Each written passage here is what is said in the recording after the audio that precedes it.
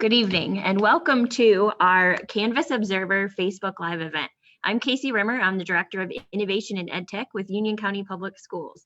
And I'm so excited that you're here joining us tonight to talk a little bit more about Canvas Observers and how you can capitalize on the role and partner with us to help your student and your children to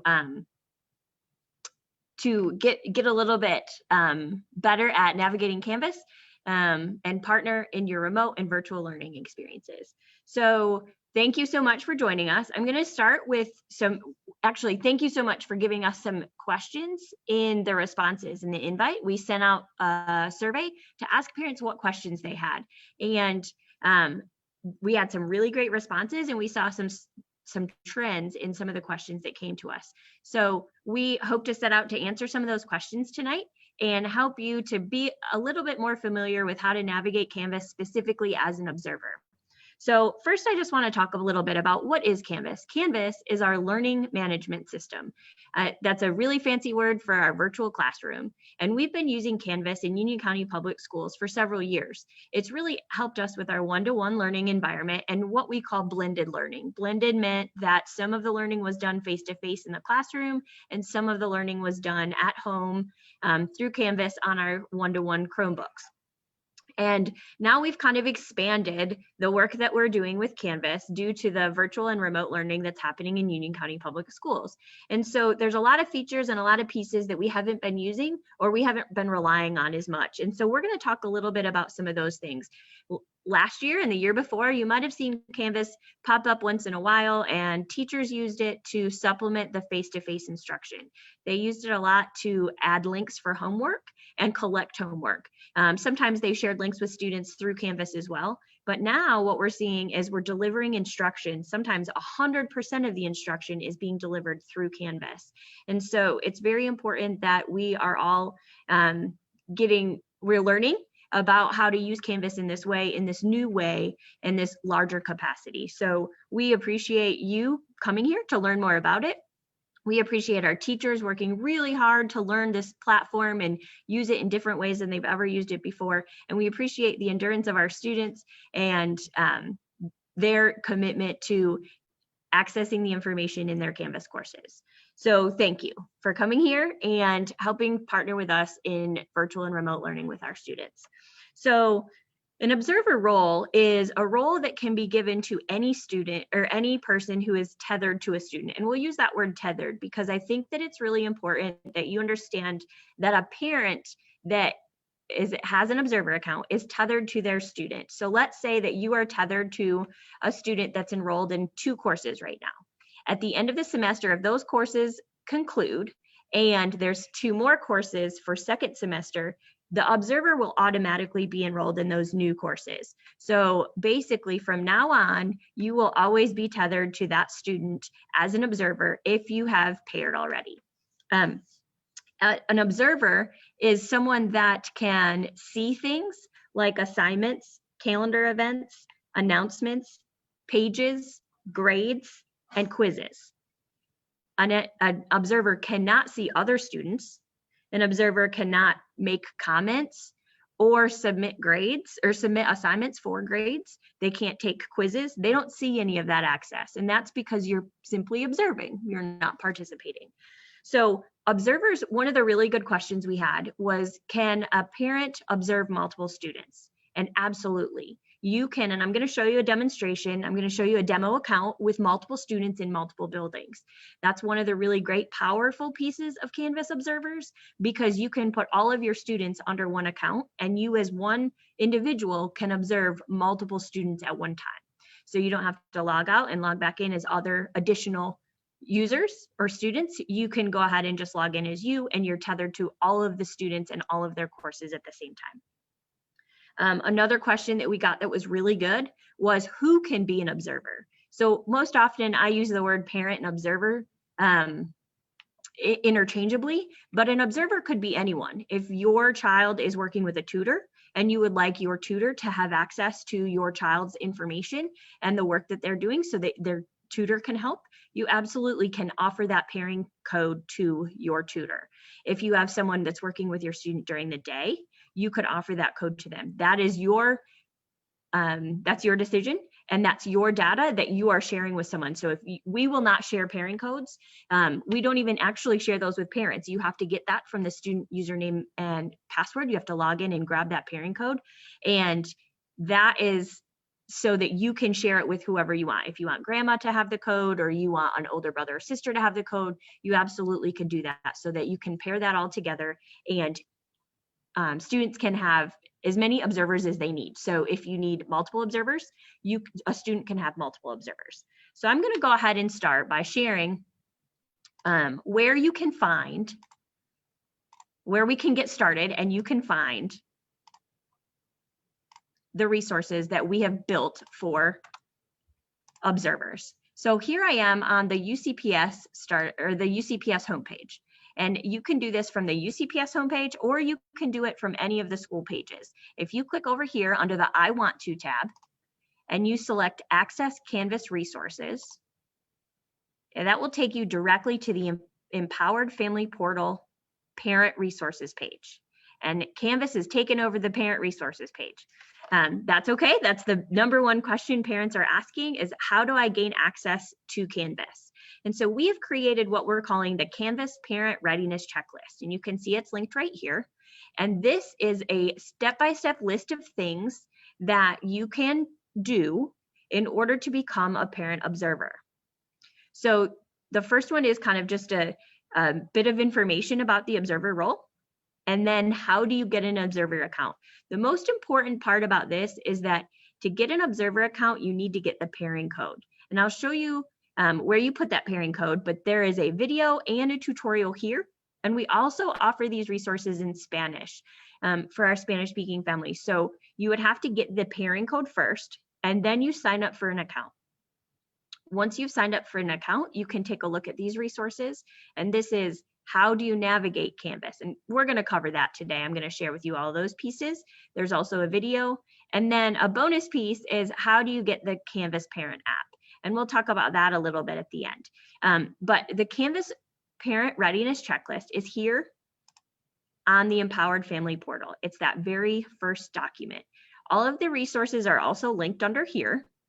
And you can see that they're linked as a document as well as a video. And we have supporting documents in Spanish as well.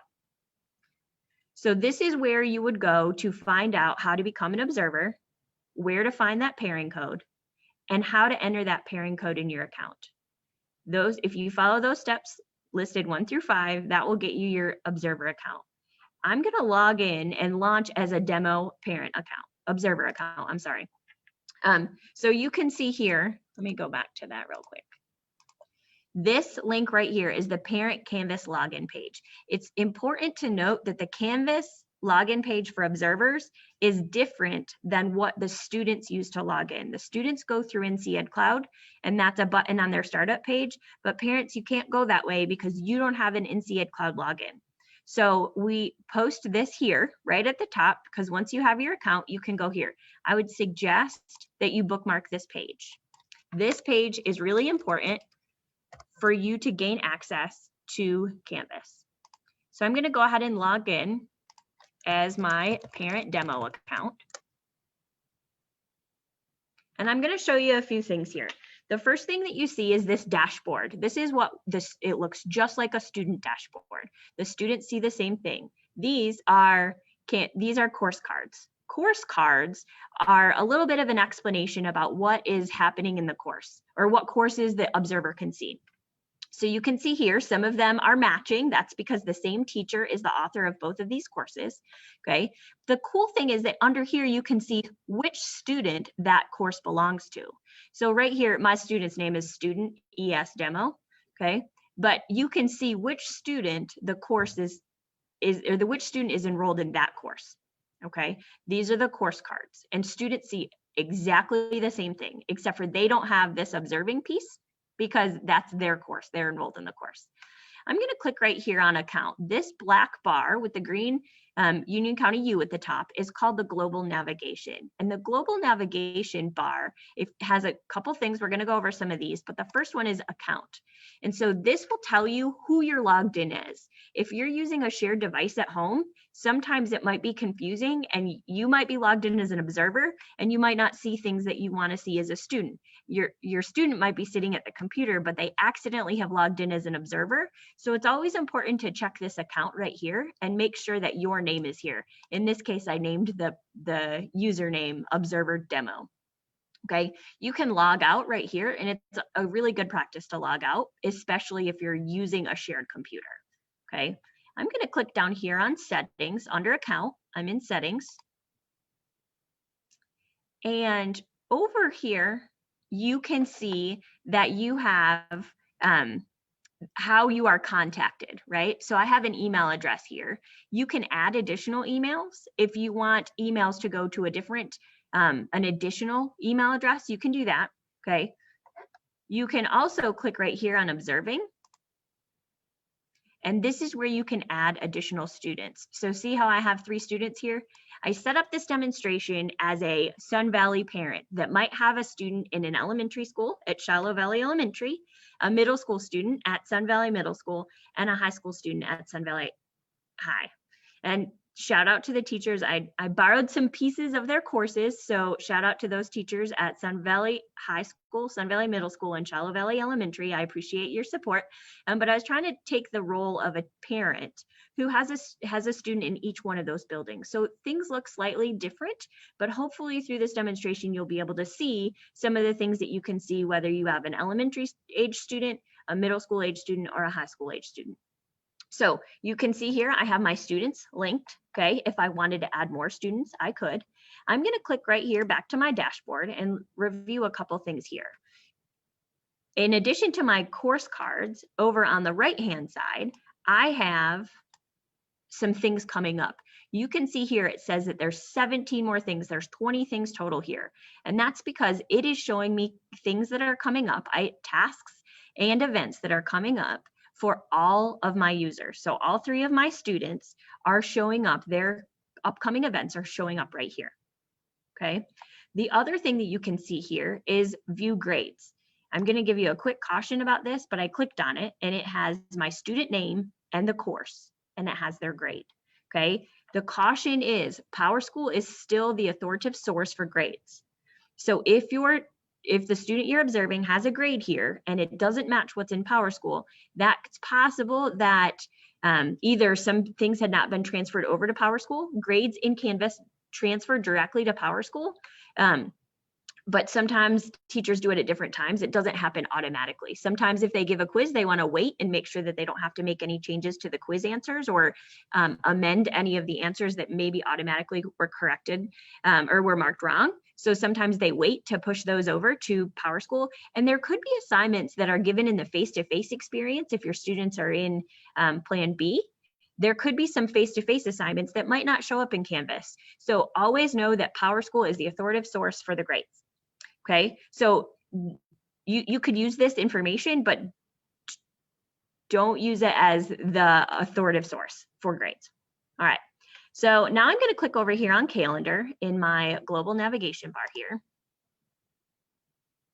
And this is a really great place for you to take a look at what's going on.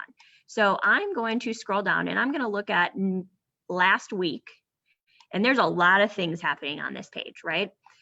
Over here, I have all of the calendars for all of the courses that I am an observer for, all right? And that's a lot of things. You can see all kinds of, every course is a different color, okay? So I can make some courses go away or some of these events go away.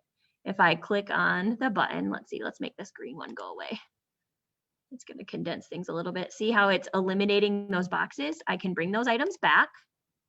So let's say that I only want to take a look at the items that are for my middle school student right now. I'm going to go ahead and uncheck the boxes for my high school courses and my elementary course. And now I can see all of the items. You can see that red is for the ELA course. This gold color is for the math course, and social studies is green. And so now I can see things like the class meeting. If I click here, this is where the students would click to join the Microsoft Teams meeting. Okay, that's a calendar event. It's a little calendar icon on the left. Right here is an assignment. This assignment is gold and it matches the math class. See how it says here, the class that it's in? If I wanted to go straight to this assignment, I could click in this title right here, and it would take me in the course right to that assignment. Sometimes students and observers could use it as a shortcut to learn a little bit more about that assignment. So you can manipulate how much or how little. If I wanted to switch, I can check the pink and blue box. It's going to take just a second to load. Okay, and now I can see all the pink events are for my science course and all the blue events are for my math course. So this is a great way for you to get a glance. You can also, if I scroll up to the top here, I was looking at month, but I can click on the week view. The week view is not my favorite because sometimes we have a lot of our teachers are creating events that are available through a specific time, specifically 11:59 p.m., right? So if that happens, it looks like you have a lot of things happen at 11:59 p.m. and they're all stacked up on each other. So I tend to like the month view better, but you also have agenda view, which is pretty handy. Now you can take a look at what items are due one day at a time, and it lists them in a linear way rather than in the calendar view. So this is just an example of a great way that you could use your observer account to take a look at what's coming up for your students. All right, that was our number one question in the feedback survey, was how do I see what's coming up for my students? So that's one really great example. I'm going to show you some other ways.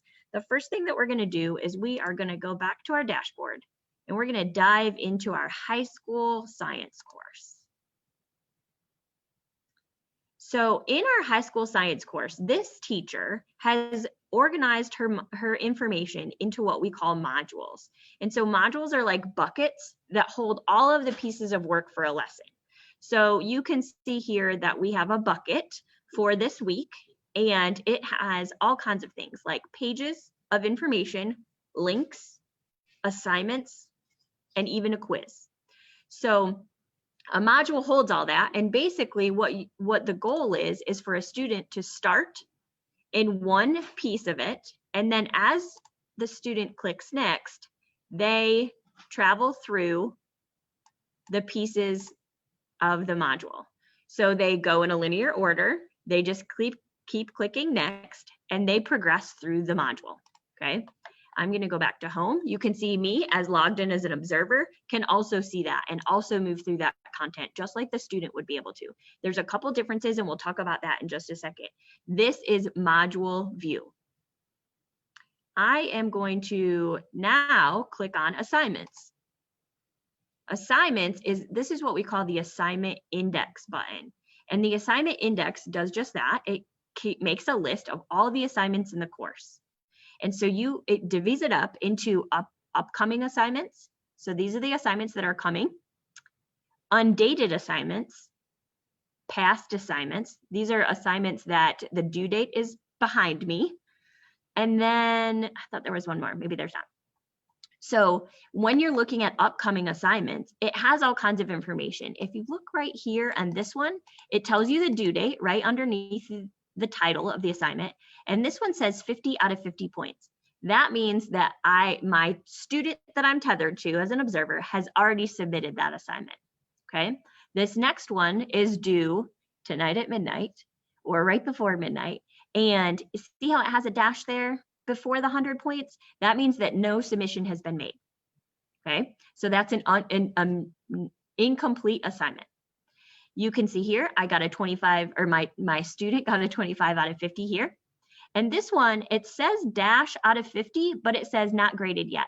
That means that something has been submitted, but the teacher has not yet given feedback on that, okay? So it's a really good little snapshot for me as the observer to know what has been completed, what has not been completed, and what has been submitted, but there's not a grade for it yet.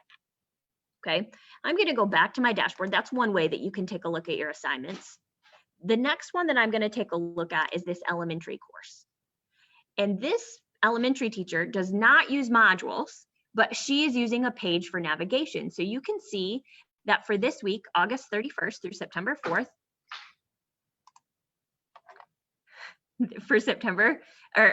August 31st through September 4th, you can see here that she has listed each day of the week and the task that the students should accomplish. So sometimes teachers use modules, and sometimes teachers create a page with links within to explain what the assignments are. In both places, you should be able to click on assignments and see the assignments. Here you can see again, upcoming assignments. These are 2 assignments. You can see here that the student has submitted this one and it's been graded, and this one has not been submitted yet.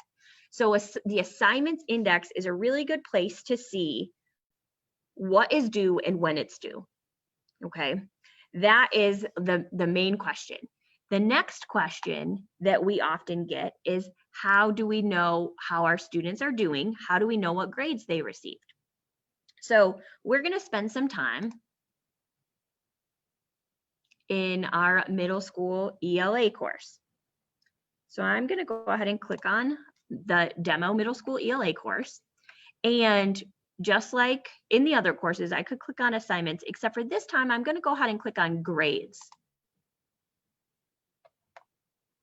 Okay, and this grades index, just like the assignment index, gives you a little bit more information specifically for assignments that have been graded and feedback has been provided.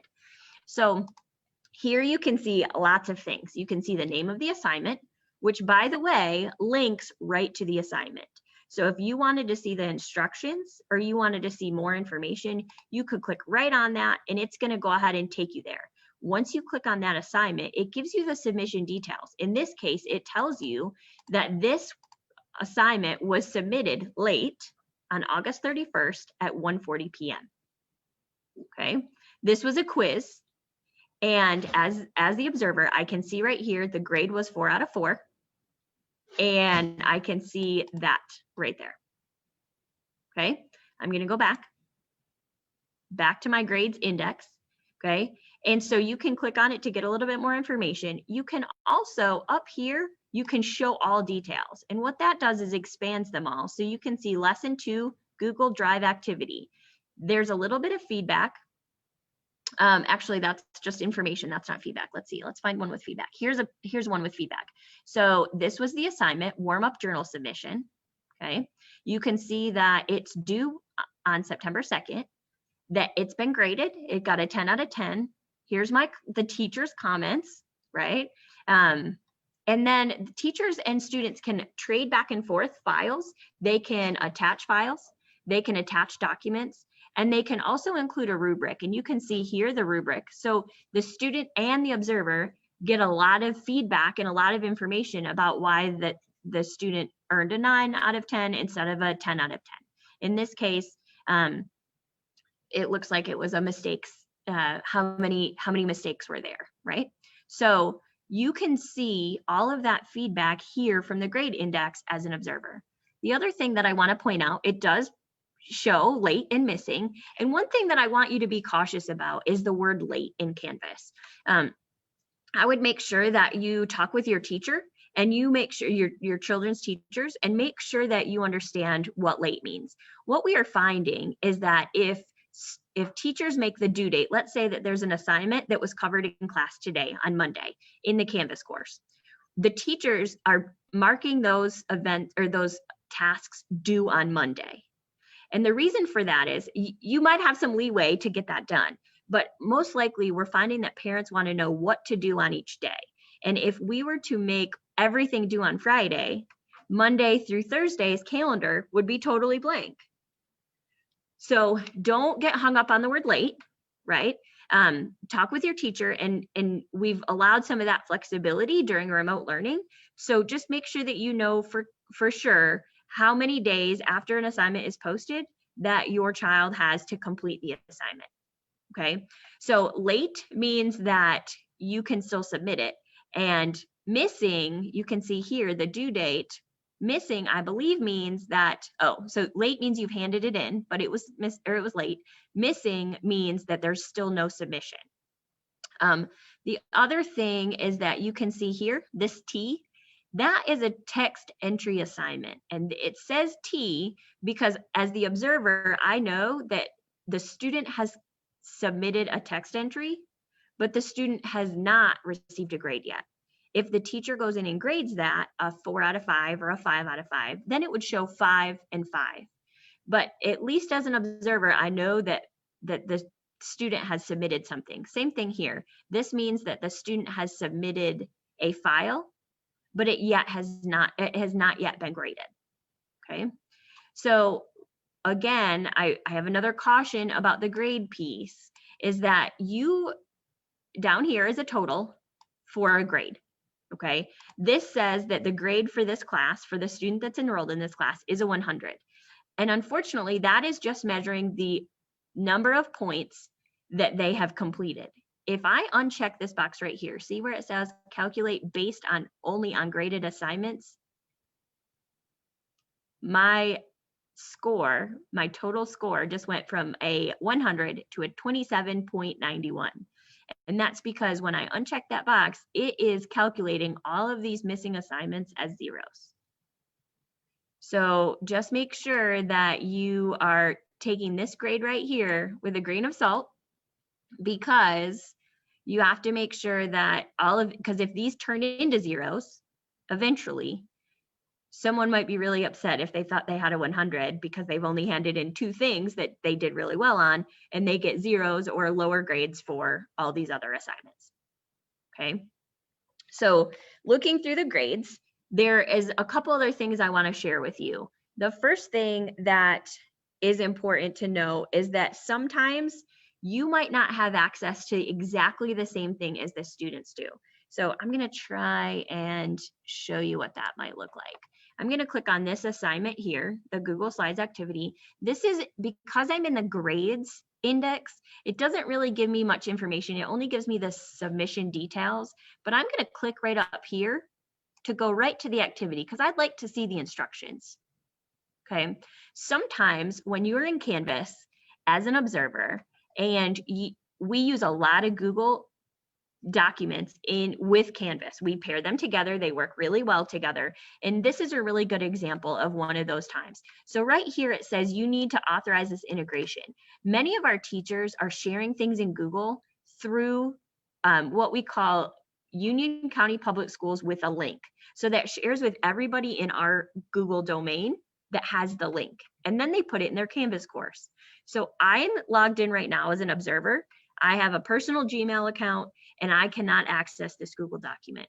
You as an observer may not be able to access a Google document. There's some other items like external tools, and some folks in our district use those at the school level. Some of those examples are Nearpod, Khan Academy, Edpuzzle. And just because you have a Canvas Observer account doesn't mean you automatically have an account for one of those programs. So sometimes you may see a little bit of a dead end when you get to one of those external tools. In this case, the dead end is Google. And so you can still see the details about this assignment. You can see when it's due. You can see how your student does. You can see a lot of details about it. You just might not be able to see everything. The same thing, I'm going to go back to the assignments index. The same thing happens with the submit button. So if I click on this quiz, oh, that's a bad example. Let me show you a different one. We'll go back to that one in just a second. If I click on this, as a student would see almost the same thing here, except for right up here in this bar, they would see a green button. Okay, observers are never going to see a submit assignment button or a resubmit assignment button, because remember we talked about observers cannot submit, they cannot take quizzes, they cannot respond to discussion posts. So as an observer, sometimes you might be looking for that button because the teacher's instructions might include that button, but it's possible that you don't have it because you're an observer. Okay, I'm going to go back to the assignment that I clicked on earlier and show you another pitfall. I'm going to click on this quiz right here as an observer. See how it says it's due September 4th? It says this quiz is locked until September 4th. This teacher has created the timing of this quiz so that the student doesn't take it prior to the date that they want the quiz to happen. Okay, so that's another pitfall, and we have a lot of folks that say, but I can't see the submit button, or I can't submit, or I can't see the Google Doc. And some of those are reasons why you might not see what you think you should see. And you do not see the same thing as an observer that you do as a parent. All right, so I'm gonna go over a few pro tips. We just have a couple more minutes. That 30 minutes went really, really fast. Okay. So a couple pro tips is that if you have created your account and you have your parent code, you should certainly check out the mobile app. There is a Canvas parent mobile app. There's instructions on the Canvas readiness course, or on the Canvas readiness checklist, that walk you through how to use the parent app. And it is, I would say it's like the light version. It's the skinny version of being an observer on a full-blown computer. It gives you the necessities, the things that I think that you're probably looking for. It gives you assignments, grades, messaging, and calendar, okay? It also allows you to turn on your notifications if you want. And so if the teacher sends an announcement to the whole class, you would see that announcement through a notification, okay? It's a really handy tool. Some possible pitfalls, I think we've covered those. We talked about Google Access. Sometimes as parents with your Gmail account, you might not be able to see the same thing as students can see because they have a Union County Public Schools Google account. Sometimes with external tools, you can't see those. Locked content, this quiz right here is an example of the quiz being locked until a certain date to help students pace their work. And also, sometimes we have what we call requirements on a module. And sometimes you see it if, let me show you real quick. If I go to this elementary math course, as a teacher, or as an observer, I'm going to click on module. And here it says, I must, see here, it says prerequisites lesson 2. I must finish lesson 1 before I can move on to lesson 2. So sometimes we feel like we can't access something, but it's because there's a prerequisite. And that makes sense, that the teacher wants the content to flow and they want the students to do all of lesson 1 before they move on to lesson 2, okay? I'm gonna share with you just a couple more really important pieces of information, so stick with me just for one more minute. We have all of these resources and more linked here. If you launch from the Union County Public Schools website and you go to Access Canvas Resources, we have tons of resources right here, okay, including how to get the parent code so that you can create your account, how to create your account, how to navigate, how to use the mobile app, and this really important piece is the login page. So at least grab this. Once you've done all that, make sure that you grab this and bookmark it, okay? Now, who to contact if you have questions. So if you have course navigation questions or access questions, if you really think you should have access to something and you can't see it, and it's not one of those possible pitfalls we talked about, you can, or you have assignment questions about the assignment or how things are being graded or how the grading categories are weighted. Both of those items, you need to reach out to your classroom teacher. Okay, so if you have course navigation or you have access problems after you follow these steps and you're an observer, or you have questions about the specific assignment or how it's graded or how the grades are weighted, you need to reach out to your classroom teacher. If you have questions about your observer accounts, you need a change or you need to stop following a student or something along those lines, you can put in a student help desk ticket. You can also put in a student help desk ticket if you're having technical or hardware issues. Let's say that your microphone doesn't work or your speakers on your Chromebook don't work. Those are technical issues that you can use the student help desk for. I'll show you where that's linked in just one second. The last one is if your student is having a hard time with NC Ed Cloud access, if they can't get into Canvas, there were some issues the first week, those issues should be worked out. You can do either one of those things. You can contact your teacher or you can put in a student help desk ticket. But those are all issues that we've been seeing. And we can help you. Specifically, NC Ed Cloud Access is username and password. Your teacher should be able to provide your student username and password. And if that doesn't work, you can also use the student help desk. I'll show you where that is in just 1 second. Well, I'll show you that right now. So if you scroll down below the Canvas parent resources, you can see the student startup pages. If you click on the student startup page, I'll just pick this one. On this page that your student is probably very familiar with, there is a help desk button. If you click there, they need to enter their student username and password, and then they log in and they fill out a help desk ticket with as much detail as possible, and if possible, some screenshots if you're having issues. Your teacher should be able to provide you with your username and password, but your access, if you're having issues with that, you can reach out to your teacher first to make sure that you're following the right steps. I think that is all of the things that we had to talk about today. We had awesome feedback about the things that you have questions about, and we are continuing to grow and learn about the different types of users in Canvas.